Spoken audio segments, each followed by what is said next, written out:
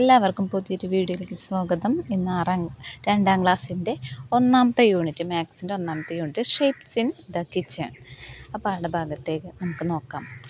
Colours the pictures. ഇവിടെ കുറേ shape ഉള്ള പിക്ചേഴ്സ് കൊടുത്തിട്ടുണ്ട്. അതിനൊക്കെ കളർ ചെയ്യാൻ റൗണ്ട് ഷേപ്പ് ഉണ്ട്, വലിയൊരു വൃത്താണ്, സർക്കിളാണ് കൊടുത്തിട്ടുള്ളത്.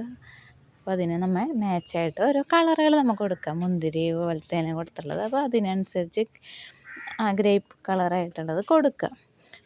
അങ്ങനെ draw the pictures using scale, bottle cap and bangle. Colour the pictures.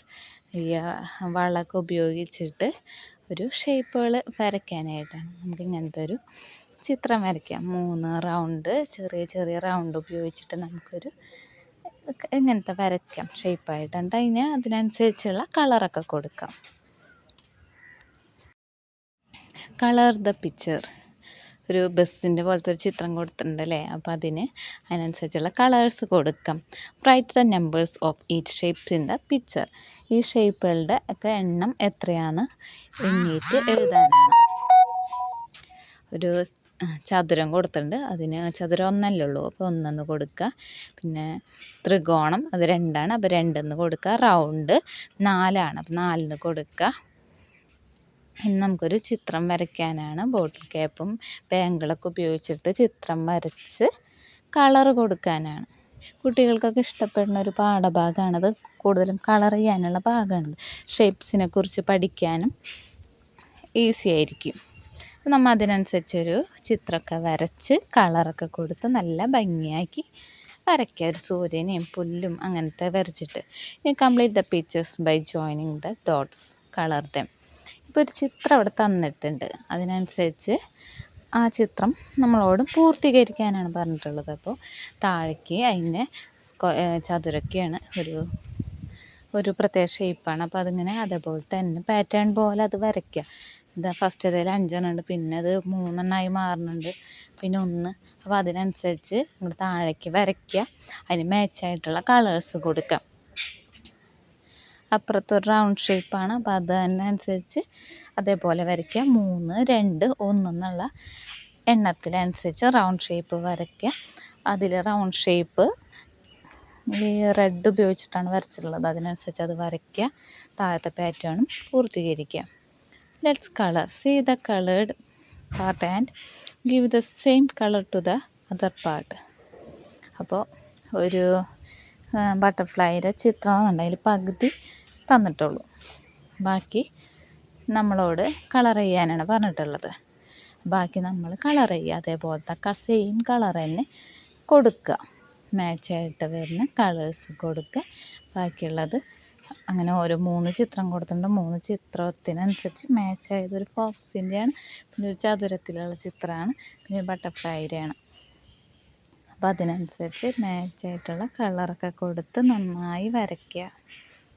ഇനി കംപ്ലീറ്റ് ദ പിക്ചേഴ്സാണ്. ഒരു ചിത്രം, വീടിൻ്റെ ചിത്രം കൊടുത്തിട്ടുണ്ട്, പിന്നെ ഒരു ഉടുപ്പിൻ്റെ ഒരു മുകളിലത്തെ ടോപ്പിൻ്റെ പോലത്തെ കൊടുത്തിട്ടുണ്ട്. അപ്പം അങ്ങനത്തത് അതേപോലെ തന്നെ അപ്പുറത്തും ഷെയ്ഡ് വരയ്ക്കാനാണ് പറഞ്ഞിട്ടുള്ളത്. പകുതി അവിടെ തന്നിട്ടുള്ളൂ, ബാക്കി നമ്മളോട് പൂർത്തീകരിക്കാനാണ്.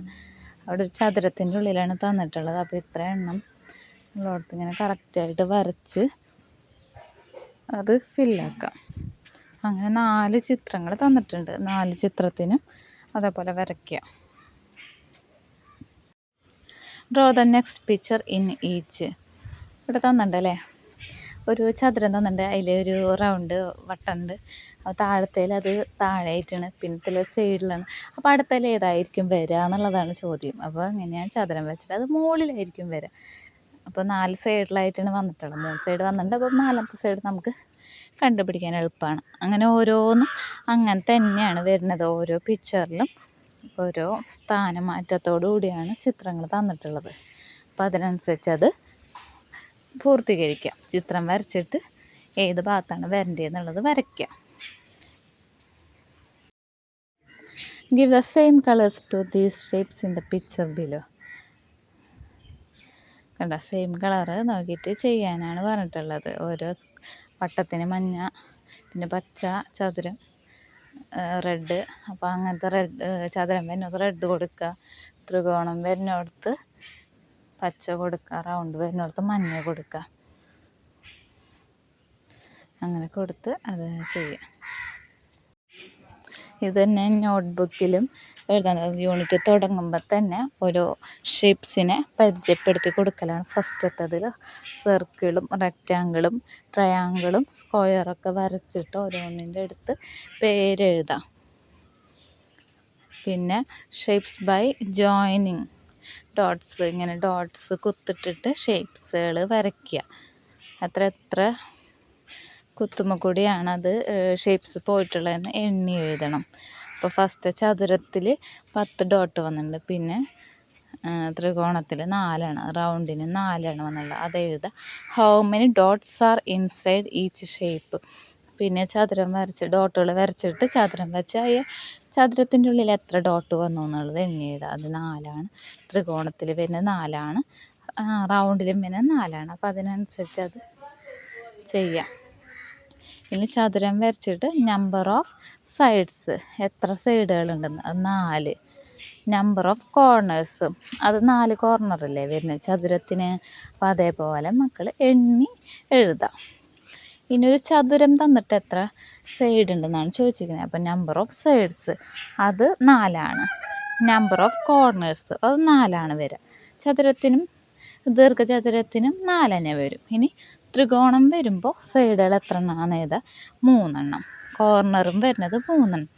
ഇനി റൗണ്ട് വരച്ചിട്ട് number of side 0, number of കോർണേഴ്സും 0. അതിന് റൗണ്ടിന് കോർണറും സൈഡും ഇല്ലല്ലോ.